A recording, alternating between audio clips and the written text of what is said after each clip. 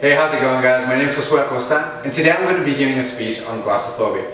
I don't know about you guys, but I was pretty relieved when Mr. Morgan said that we could actually upload our assignment online instead of having to give a speech in front of the entire classroom. If you're anything like the average college student, then you know what it's like to feel that fear and anxiety that go into putting a speech together and having to deliver it in front of an audience. That fear and that anxiety actually have a name, and it's glossophobia.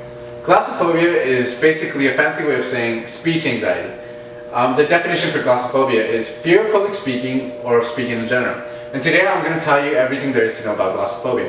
I'm going to tell you about the statistics of how it affects the general population, the symptoms of glossophobia, and finally how to overcome glossophobia. And you might think you're alone in that fear and anxiety that go into public speaking, but it's actually a lot more common than you think.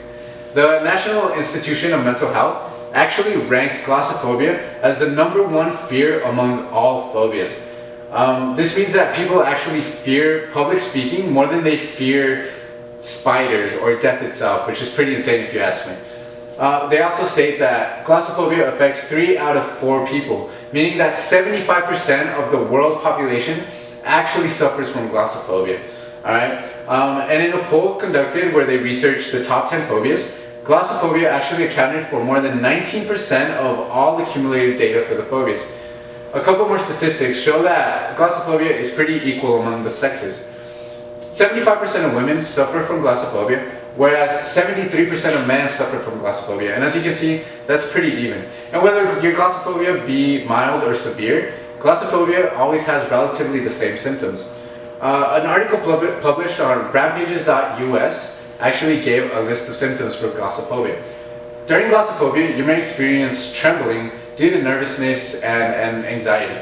You may also experience blushing due to fear of messing up or saying something wrong. When actually giving a presentation, you might experience dry mouth and rapid speech, where you talk too fast and you might slur your words and people won't understand you.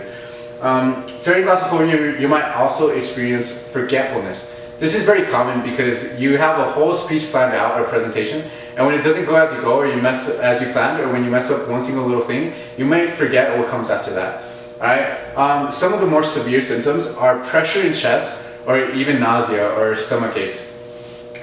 You get this caused due to nervousness and anxiety. Alright? And the symptoms are usually always the same. And these symptoms, nobody wants to feel this when they're actually presenting in front of people. So experts have come up with ways to actually overcome glossophobia, ranging from severe or mild cases. One of the most popular ways that experts say you can overcome glossophobia is through cognitive behavioral therapy.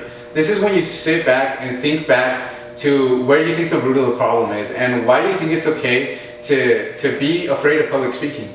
And when you do this, you might realize that there really isn't anything to be afraid of. Another popular way to overcome is through talk therapy. This is when you talk to a person and just keep talking and relate to that person. And this allows for you to get some practice and actually feel more comfortable in what you're saying. Another popular way to overcome glossophobia is through support groups. In support groups, you can meet up with people who suffer from the same phobia, and during those conversations, you can actually start feeling a bit more comfortable talking to people. And you can see that you're not in this alone, and you might feel a bit of support. For some of the most severe cases, you have a couple more risky ways to overcome it.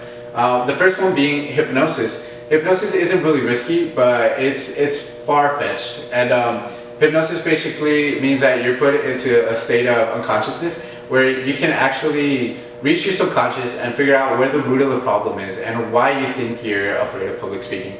One of the most last resort kind of ways to overcome glossophobia is through medication. And this can come in the form of beta blockers in order to suppress your heart rate and your nervousness. Or you may actually be able to use anxiety meds or depression meds to help with your nervousness or anxiety during public speaking. But you definitely need to consult a doctor before you try to use those steps. The last step in overcoming glossophobia is to be calm and confident in what you're saying. Relay your information to the audience in a way that you're teaching them, not in a way that you think that they're judging you. Alright, so just be calm and confident. And today we went over everything there is to know about glossophobia. I taught you about the statistics, I taught you about the symptoms, and finally how to overcome glossophobia.